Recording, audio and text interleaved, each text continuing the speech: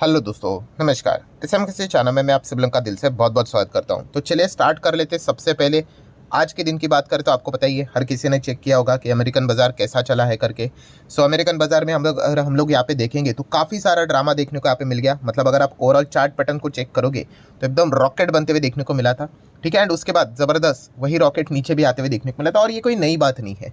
जो मार्केट में अच्छी तरीके से यहाँ पे टाइम गुजार चुके हैं उनको पता है, जब भी फेड की बैठक होती है, एफओएमसी की बैठक होती है, चाहे हम लोग डाउ जोन्स की बात करें, नेस्डैक की बात करें, आप देख सकते हैं इस प्रकार की भयंकर वॉलेटिलिटी देखने को यहाँ पे मिल जाती है। क्योंकि कोई ना कोई एक ट्रिगर पॉइंट होते हैं जिसको पकड़कर बुल वाले भी क्या कर लेते हैं, इधर मार्केट को चढ़ाने की कोशिश करते हैं, एंड बेयर वालों को भी कोई ना कोई पॉइंट मिल जाता है जिसके चलते वो बाजार को तोड़ने की कोशिश करते हैं।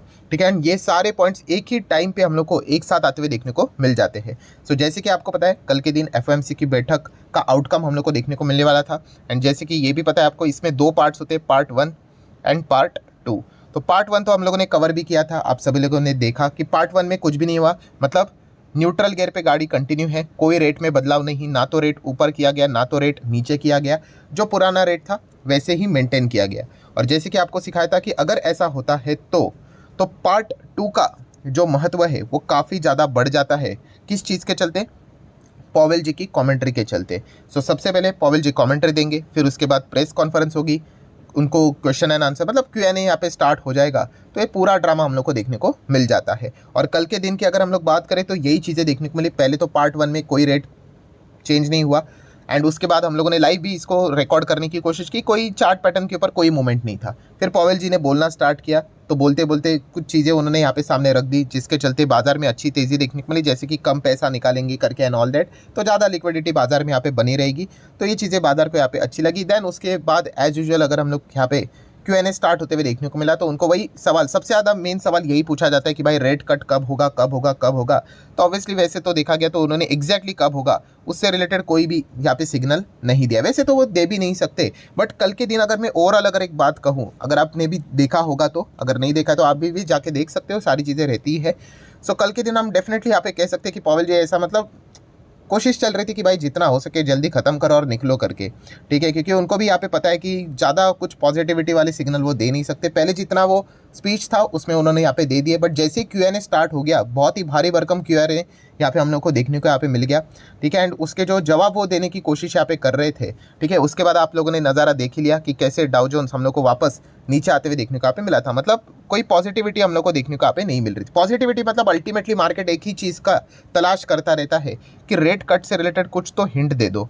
तो ऐसा कोई भी हिंट उन्होंने यहाँ पे फिलहाल तो यहाँ पे नहीं दिया है, एंड इसी चीज़ के चलते आप यहाँ पे देख सकते हो बाजार में हम लोग को वापस गिरावट देखने को यहाँ पे मिल गई। तो ये सारे ड्रामे फिलहाल तो यहाँ पे चलते रहते हैं। अभी ये भी एक डाउट क्रिएट यहाँ पे हो चुका है कि जैसे उन्होंने बोला कि इस साल तो भाई 3 रेट कट तो वो करेंगे ही करेंगे, तो उसके ऊपर भी अभी क्वेश्चन मार्क आते हुए देखने को यहाँ पे मिल चुका है। क्योंकि कॉन्फिडेंस बिल्कुल भी पॉवेल जी के स्पीच में हम लोग को कल के मतलब स्पीच में तो चलिए थोड़ी बहुत बातें थी, बट Q&A सेशन की अगर हम लोग बात करें तो लिटरली आप कह सकते हो एसी में भी पसीने छूटने वाली बात यहाँ पे हो चुकी थी।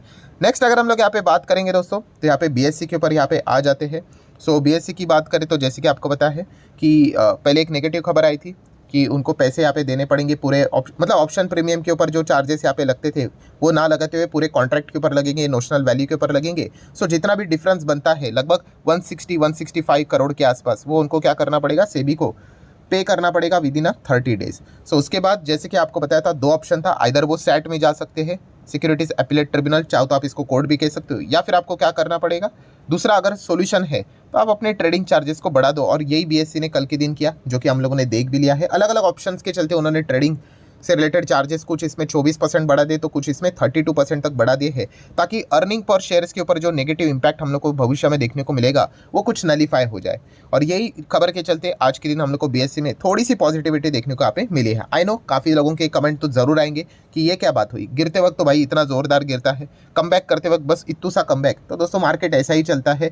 ठीक है, नेगेटिविटी में काफ़ी ताकत देखने को मिल जाती है। मार्केट के पर्सपेक्टिव से बात करें, ये मैंने बहुत बार आप लोगों को बताया कि अगर आप 100 पॉजिटिव खबर लेके आओ और एक नेगेटिव खबर लेके आओ, बिलीव मी वो एक नेगेटिव खबर जीत जाती है, बट ये टेम्पररी चलता है। लॉन्ग रेंज में देखा गया तो हमेशा पॉजिटिव मतलब ऐसा नहीं मोटिवेशन की कोई बात चल रही है। अगर बिजनेस में दम होगा, ग्रोथ होगी, तो डेफिनेटली लॉन्ग रेंज में आपको फायदा मिलेगा ही मिलेगा। नेक्स्ट अगर हम लोग यहाँ पे बात करेंगे दोस्तों तो India mart, yes India mart की अगर हम बात करें, रिटेल सेगमेंट, रिटेल मतलब ये उस कैटेगरी में काम करने वाली कंपनी B2B में रहती है, बट काफ़ी टाइम के बाद इनके नंबर अच्छे देखने को मिले थे। अच्छी बात यह है कि बाजार ने भी इनके नंबर्स को अप्रिशिएट किया, 8-8.25% की तेजी देखने को यहाँ पे मिली है। बट ये मिड साइज की रिस्की टाइप की कंपनी B2B सेगमेंट में काम करती है, तो ये भी पॉइंट आपको पता होने चाहिए। नेक्स्ट बात करेंगे कोटक महिंद्रा बैंक। कोटक महिंद्रा बैंक में मैनेजमेंट में भी अभी बदलाव होते हुए देखने को मिले, बहुत सारे लोग रेजिग्नेशन यहाँ पे दे रहे हैं। पहले अगर देखा गया तो RBI ने इसकी अलग से बैंड यहाँ पे बजाई है, उसके लिए RBI बिल्कुल जिम्मेदार नहीं है भाई, खुद कोटक महिंद्रा बैंक ही जिम्मेदार रहना चाहिए, क्योंकि RBI ने इतने सारे वार्निंग्स यहाँ पे दिए थे, उसको निगलेक्ट करके कंटिन्यूटी वैसे ही चल रही थी, तो फिर RBI को अल्टीमेटली मजबूरन होके ये चीज़ें रेस्ट्रिक्शंस डालनी ही पड़ती है। सो उसके बाद अभी ये मैनेजमेंट में बदलाव, नेगेटिविटी, सारी चीज़ें, इसके चलते कोटक महिंद्रा बैंक लगातार गिरते हुए देखने को मिल रहा है। एंड अभी अगर हम लोग बात करें कल के दिन की, तो इनके हम लोग को नंबर भी देखने को मिलने वाले हैं। सो क्या यहाँ पे नंबर्स कोई अच्छा सरप्राइजिंग कोई फैक्टर दिखाएंगे जिसके चलते कोटक महिंद्रा बैंक जो लगातार नीचे यहाँ पे गिरते ही जा रहा है उसमें कोई रिकवरी देखने को मिलेगी? तो इस सवाल का जवाब हम लोग को कल देखने को मिल जाएगा। वैसे तो देखा गया तो इनके कैटेगरी में जितने भी बैंक्स है, ठीक है, उन्होंने ओके परफॉर्मेंस यहाँ पे दिखा है, जो कि सेम प्लेटफॉर्म के ऊपर चल रहे थे वैसे, ठीक है। नेक्स्ट अगर हम लोग बात करेंगे दोस्तों तो ICICI बैंक में भी आज के दिन आप देख सकते हैं सडनली एक जबरदस्त हम लोग को कट देखने को यहाँ पे मिल गया। तो उसके पीछे का रीजन एक खबर बाजार में चलते हुए देखने को मिली कि कंपनी के जो MD CEO है मिस्टर संदीप बख्शी जी की बात करें तो वो शायद से ICICI बैंक को छोड़ सकते करके एग्जिट करेंगे, रिजाइन करेंगे, ऐसी खबर आई। बट बाद में खुद ICICI बैंक ने क्लैरिफिकेशन यहाँ पे इशू कर दिया कि भाई ये खबर मिसलीडिंग है, बेसलेस है। सो इस चीज़ के चलते डरने की ज़रूरत नहीं है करके। सो जैसे ये खबर यहाँ पे सामने आ गई तो ICICI बैंक में जो निचले स्तर से है थोड़ी सी हम लोग को रिकवरी देखने को यहाँ पे मिली है। वैसे ICICI बैंक की बात करें तो इतने शानदार नंबर्स हम लोग को देखने को मिले हैं लगातार कंसिस्टेंसी के साथ। अगर मैं फाइनेंशियल्स आपके सामने यहाँ पे रख दूँ तो जितना भी नंबर यहाँ पे हम लोगों को देखने को यहाँ पे मिलता था, सारे नंबर्स में हम लोग को ज़बरदस्त परफॉर्मेंस देखने, ये देखिए रेवेन्यू की अगर बात करें, नेट इनकम की बात करें, EPS से लेकर नेट प्रॉफिट मार्जिन की बात करें, ऑपरेटिंग इनकम की बात करें, सब कुछ ही बढ़िया हम लोग को देखने को यहाँ पे मिलता था। सो डेफिनेटली इस चीज़ के चलते ICICI बैंक बहुत ही ज़बरदस्त परफॉर्मेंस भी देते हुए देखने को यहाँ पे मिल चुका है। नेक्स्ट अगर हम लोग यहाँ पे बात करेंगे दोस्तों तो यहाँ पे KPI ग्रीन एनर्जी, यस लगातार यहाँ पे लोअर सर्किट लगते हुए देखने को मिले थे। नंबर्स की बात करें 45 करोड़ की कमाई की थी, पिछले क्वार्टर में 50 की थी, तो उस हिसाब से क्वार्टरली डाउन था। ईयरली बहुत ही धूम धड़ाकेदार परफॉर्मेंस था। बड़ी छोटे कंपनीज हैं, इनमें इसे ही प्रकार से वॉलेटिलिटी देखने को मिल जाती है। एक बिगनर लेवल के लिए कंपनियां काफ़ी परेशान कर देती है, उनको मेंटल लेवल पे डिस्टर्बेंस देती है। सो लगातार सर्किट के बाद अच्छी बात यह है कि बहुत जल्दी सर्किट खुल गया, ये काफ़ी अच्छा संकेत हम लोग को देखने को यहाँ पे मिल जाता है। वैसे देखा गया इनको लगातार कोई ना कोई कॉन्ट्रैक्ट्स यहाँ पे मिलते ही रहते हैं। इस चीज़ के चलते कंपनी का रेवेन्यू, मतलब ऑर्डर बुक जितना बढ़ेगा उतना ही तो आप यहाँ पे कहोगे कि कंपनी का रेवेन्यू रियलाइजेशन, इनकम बढ़ते हुए देखने को मिलेगा। एंड फिर वो आप लोगों को कहावत, मतलब जो चेन है वो तो आपको पता ही है, रेवेन्यू बढ़ेगा, प्रॉफिट बढ़ेगा, अर्निंग बढ़ेगा तो पी नीचे आएगा। तो यही चीज़ें फिलहाल तो हम लोग को देखने को मिल रही है। नेक्स्ट बात करेंगे दोस्तों तो टाटा ग्रुप की धाकड़ कंपनी ट्रेंट, यस एकदम छोटे लेवल पे कंपनी को हम लोगों ने स्टडी यहाँ पे किया था। एंड तब से लेके अभी तक अगर हम देखेंगे क्या कमाल का परफॉर्मेंस है, 1100% के रिटर्न्स देखने को यहाँ पे मिल चुके हैं, ठीक है। सो ट्रेंट की अगर हम लोग बात करें, ये भी एक ज़माने में इसका भी पी एकदम टॉप लेवल पर देखने को मिलता था। अभी भी वैसे तो 100 के ऊपर देखने को यहाँ पे मिल रहा है, वो तो ज़्यादा ही देखने को मिलेगा। बट एक ज़माने में अगर आप चेक करोगे 4 डिजिट में जैसे पी हम लोग को देखने को मिलते थे।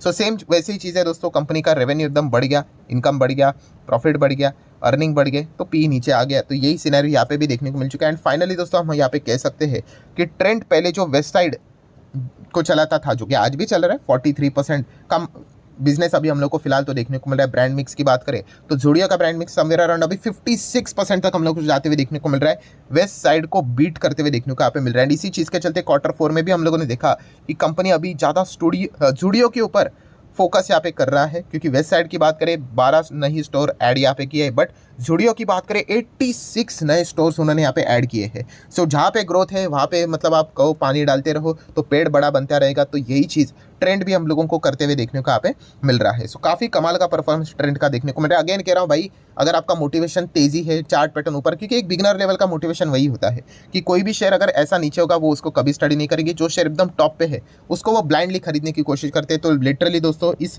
स्ट्रैटेजी के चलते, बहुत ही खराब स्ट्रैटेजी यहाँ पे होती है, इसके चलते आप शेयर मार्केट में लंबी पारी खेल नहीं पाओगे। नेक्स्ट बात करेंगे दोस्तों तो आरवीएनएल को एक और कॉन्ट्रैक्ट मिलने के चांसेस है, क्योंकि ईस्टर्न रेलवे प्रोजेक्ट की बात करें तो RVNL emerge as a lowest bidder, और जिसको लोएस्ट बिडर होता है उसी को कॉन्ट्रैक्ट मिलते हुए देखने को मिल जाता है। तो चलिए अच्छी बात है, लगातार यहाँ पे इनको कोई ना कोई कॉन्ट्रैक्ट मिलते हुए देखने को यहाँ पे मिल रहे, मिल भी सकते हैं। एंड देखा गया फिलहाल तो इलेक्शन का पीरियड है, एंड ये सरकारी कंपनी, एक बार ये सारी चीज़ें हट गई तो बहुत बड़ा जो इन्वेस्टर का एक चंक रहेगा जो कि क्या करते हैं, अनसर्टेनिटी में कभी भी पैसा नहीं लगाते, वो हम लोगों को इन कंपनीज की ओर वापस दोबारा मुड़ते हुए भी देखने को यहाँ पे मिल सकता है। वो 4 जून के बाद फिर यहाँ पे चीज़ें फोकस में आती हुई देखने को मिलेगी। देन अगर हम लोग बात करेंगे दोस्तों तो येस बैंक से रिलेटेड हाल ही में हम लोगों ने देखा था कि कोटक इक्विटी की रिपोर्ट थी कि उन्होंने 19 का टारगेट यहाँ पे दिया था, ठीक है, कि गिरेगा करके। उसके बाद एक और रिपोर्ट आती हुई देखने को मिले, किसकी है, आईसीआईसीआई सिक्योरिटीज़ की। अरे भाई मेरे को गाली मत देना कमेंट सेक्शन में। आईसीआईसीआई सिक्योरिटीज़ का ये कहना है कि येस बैंक का शेयर 20 तक हम लोग को गिरते हुए देखने को यहाँ पे मिल सकता है, बिकॉज इसके वैल्यूएशन काफ़ी ज़्यादा हम लोग को एक्सपेंसिव देखने को यहाँ पे मिल रहे हैं। एंड परफॉर्मेंस तो ठीक ठाक यहाँ पे देखने को मिल रहा है, बट वही चीज़ है कि कंसिस्टेंसी शायद से देखने को यहाँ पे नहीं मिलेगी, तो इस चीज़ के चलते धीमे धीमे करके नीचे आ सकता है। तो ऐसा कोटक इक्विटी के बाद आईसीआईसीआई सिक्योरिटीज़ का भी मानना है। अभी इनकी रिपोर्टिंग सच होती है या झूठ होती है ये तो भविष्य में ही हम लोग को पता चल जाएगा। सो चलिए दोस्तों, इस वीडियो को यहीं पे रोक लेते हैं। पसंद आएगा तो चाहो तो लाइक एंड शेयर कर सकते हो। So that's it, thank you very much दोस्तों, we will be meeting our video, तब तक के लिए बाय बाय।